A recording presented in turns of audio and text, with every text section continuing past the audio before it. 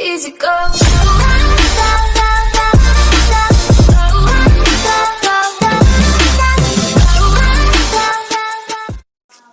Hello, မင်္ဂလာပါအခုလောက်ပြပေးမှာကတော့ lesson 3 web browser ပေါ့ web browser လုပ်တဲ့နည်းကိုကျွန်တော်ပြောပြမှာဖြစ်ပါတယ်အခုကျွန်တော်လောက်ပြပေးမယ့် application ဥစား Sketch ဒီ application နဲ့ပေါ့ကျွန်တော်ရေးပြမှာဖြစ်ပါတယ် Sketch FEKAK application ထဲကိုဝင်မယ်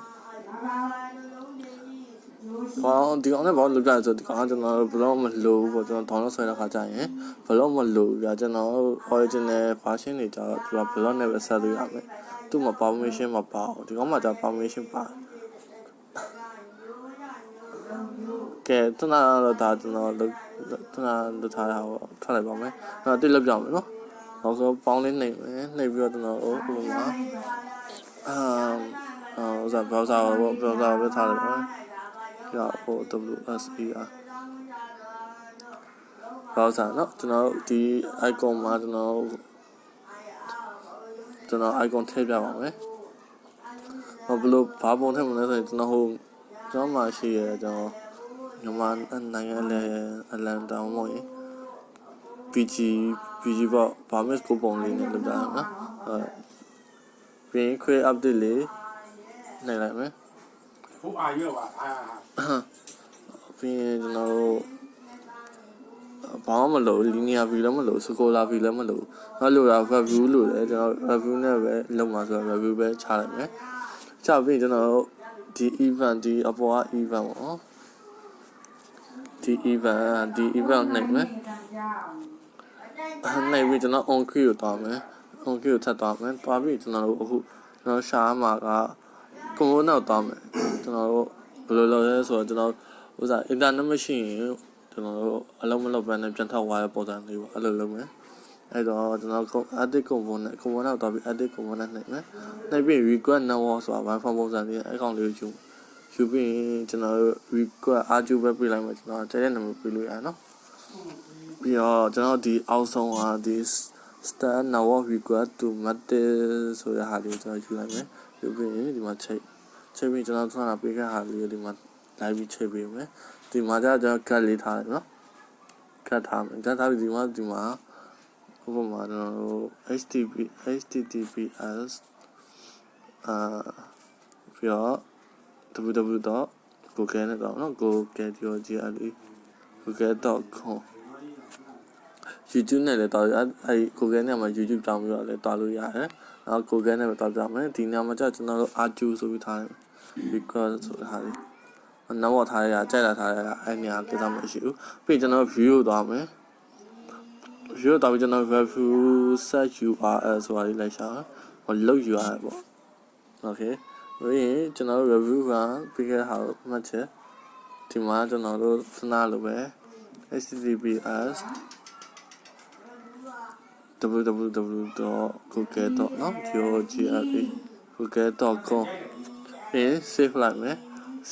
save ပြီးဒီ on click ပါရတော့ပြီးသွားပြီပေါ့ကျွန်တော်တို့အခုထပ်သွားမှာ component သွားမယ် component သွားပြီးတော့ဒီအောက်ကဒီကောင်းလေးပေါ့ဒီအပေါင်းလေးကိုနှိပ်ပြီးကျွန်တော်တို့ဒီမှာ on your response ဆိုတာယူအပ်လိုက်အပ်ပြီးကျွန်တော်တကယ်တော့နောက်မရှိရင်ကျွန်တော်ဘာလုပ်မှာလဲနောက်မရှိရင်ကျွန်တော်တို့ထွက်ခိုင်းမယ်အဲ့ဒါ finish activity ကိုယူမယ်ဒီ component တွေနော်ပြီးရင်ကျွန်တော်နောက်တစ်ခုယူမှာဒီကို toast ဆိုတာလေးပေါ့ toast toast ဆိုတာလေးအဲ့မှာကျွန်တော်တို့ please try again ဆိုတာပြီးရေးပလိုက်မယ် please try again ဒီမှာဆက်မယ်ဒါလွယ်ပါတယ်ကျွန်တော်ရှင်းပြမယ်ဆိုရင်ကျွန်တော်တို့တကယ်တော့ error ပေါ့နော်တကယ်တော့ error ဖြစ်ခဲ့တယ် connection မရှိဘူးဆိုရင်ကျွန်တော်ဒီ application ကနေထောက်ရမယ်ထောက်ရမယ်ဆိုပြီးမှယူမထောက်ဘူးကျွန်တော်ဒီစာလေးမှာပြောင်းအောင်ပေါ့နော် please try again အရှိမထပ်ထည့်တာနော် error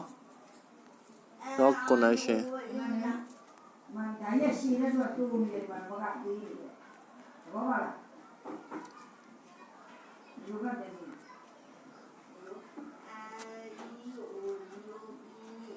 sorry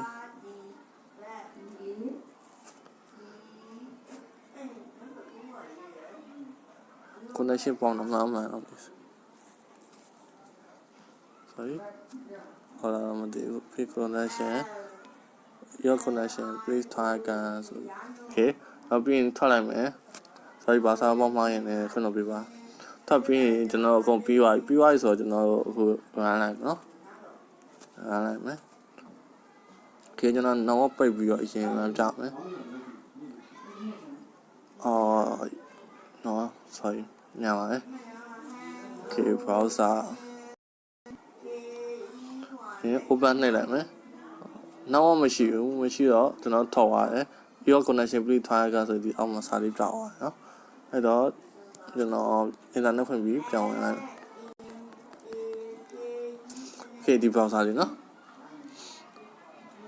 okay အဆင်ပြေတယ်ကျွန်တော်ကိုယ်ရောက်သွားတော့ကျွန်တော်တို့ APK brewer ဆိုပြီးတော့ကျွန်တော်သွားလိုက်ဒီမှာ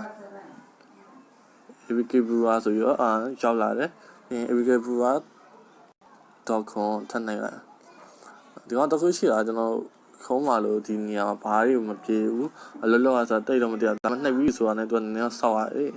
ဆောက်ပြီးတော့ကျွန်တော်သူအလောလောတွေ့ရမှာ okay အဲ့ဒီကောင်ဖျောက်လုပ်ပြမယ်ဆိုရင်အားပြပေါ့စားပြပဲထားလိုက်ပါ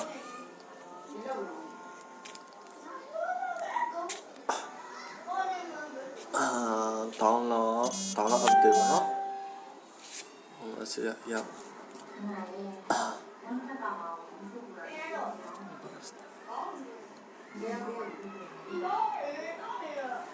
ခဏလေးဆောက်ပေးပါ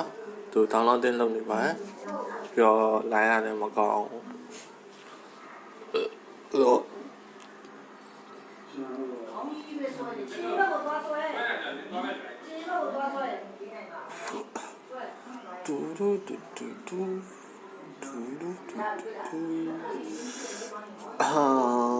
ကြားတယ်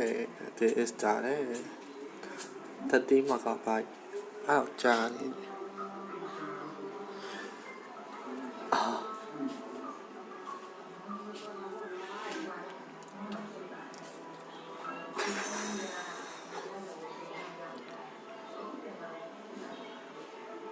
sorry မင်းကကျွန်တော်ဟိုစား download တင်ဟိုစား file မထည့်ရသေး information မထည့်ရသေးအဲ့တော့ကျွန်တော် Sketchware နဲ့ပြန်သွားတယ်နော် sorry ပါ Sketchware နဲ့တားလိုက်မယ်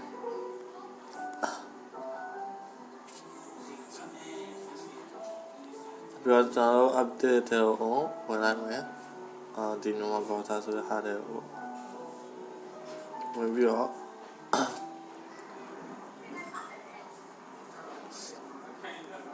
okay ဆိုကြဟာလာဒီမှာဟန်တယ်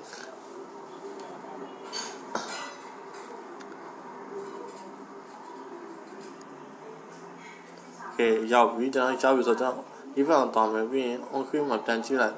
ထည့်ပြီးသွားပြီဆိုတော့ဟိုလည်းပြန်သွားတယ်အဲ့တော့သူက line မကောင်းတာလည်းပါအဲ့တော့ထည့်ပြီးသွားပြီကျွန်တော်ထည့်ပြီးသွားပြီငါရောနောက် file ထဲမှာ video ထဲမှာမထည့်ရသေးဘူးဆိုရင်တော့ဒီမှာနော်ဒီ download extra နဲ့ကိုယူရမယ်အဲ့ဒါဒီကောင်ဒီထဲမှာအစိမ်းအောင်ထိုင်းစာနေထားအစိမ်းအောင်စားတဲ့ထဲမှာအပေါ်ဆုံးကဟာတစ်ခုနော်ဒီတစ်ခုဒီဟာလေးယူရမှာပါဒါအတိုင်းအောင်ဖန်ပါအဲ့ကောင်ထည့်လာရဲဆိုရင်ရပါတယ်ဒီကောင်ကကျတော့ line ကြားနေရတယ် line ကြားနေရကြောင့်ဒီကြားနေရဖြစ်ရင်ဖြစ်မှာโอเคကျွန်တော်ဗီဒီယိုကတော့ဒီအိမ်မှာပဲချက်လိုက်မယ်เนาะတကယ်လို့မရဘူးဆိုရင်ကျွန်တော်ရဲ့ PS Messenger ပဲဖြစ်ဖြစ်ကျွန်တော်အကောင့်ရဲ့ Messenger ဖြစ်ဖြစ်လာပြီးမေးပြန်လို့ရပါတယ်